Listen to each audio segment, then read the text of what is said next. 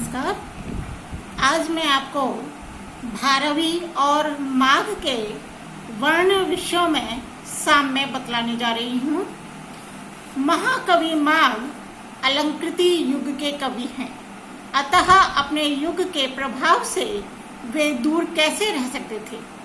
भारवी का क्रातार्जुनीयम महाकाव्य ही इनका आदर्श ग्रंथ रहा है।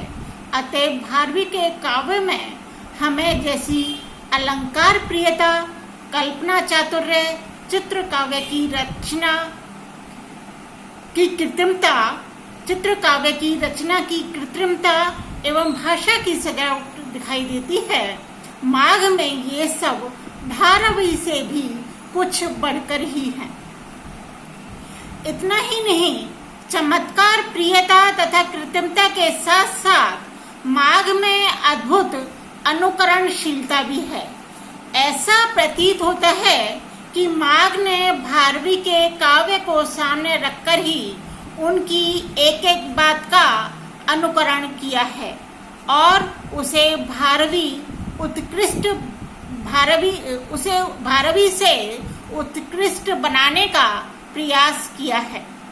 अनुकर्ता होते हुए भी माघ में भारवी से प्रतिस्पर्धा भी परिलक्षित होती है। माघ ने यह प्रयास किया है कि उनके काव्य में वे सभी बातें तो अवश्य ही हों जो भारवी में है, कुछ उनसे भी अधिक हों, उत्कृष्ट भी हों, और वे अपने इस प्रयास में सफल भी हुए हैं। क्रातार्जुनीयम एवं शिशुपाल वधम दोनों का कथानक महाभारत से लिया है और दोनों का आरंभ भी श्री शब्दों से होता है। दोनों के आरंभ में संदेश कथन है। क्रातार्जुनीयम में वनेचर युधिष्ठिर से दुर्योधन की राज्य पद्धति को बतलाता है और शिशुपाल वध में श्री नारद जी इंद्र का संदेश श्री कृष्ण को सुनाते हैं। दोनों के द्वितीय सर्ग में राजनीति परक वार्तालाप है। क्रातार्जुनीयम में पांडवों के मार्गदर्शक व्यासदेव हैं और शिशुपाल वध में श्री नारद जी कर्तव्य मार्ग का निर्देश करते हैं। क्रातार्जुनीयम में हिमालय का और शिशुपाल वधम में रेवतक पर्वत का वर्णन है। दोनों में अप्सराओं के विहार का भी वर्णन है। क्रातार्जुनीयम में शिव और अर्जुन के बीच तथा शिशुपाल वध में शिशुपाल के दूत और सात्यकी के बीच विवाद होता है।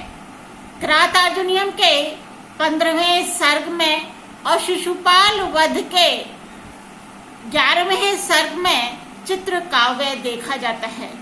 दोनों में युद्ध का वर्णन है।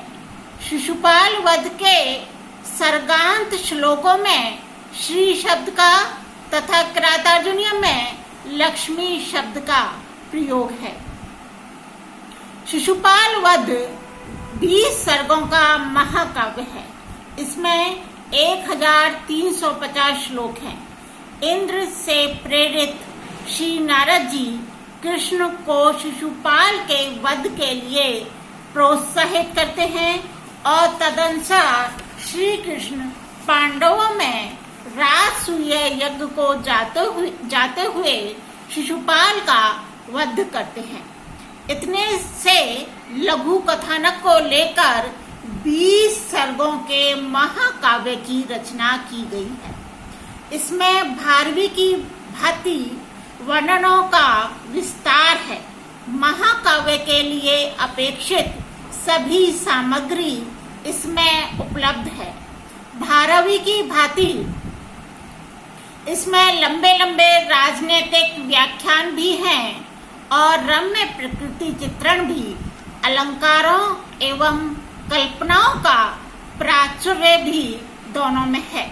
स्थान स्थान पर श्लेष, यमक आदि का प्रयत्न साध्य प्रयोग माघ की अलंकार प्रियता का द्योतक है।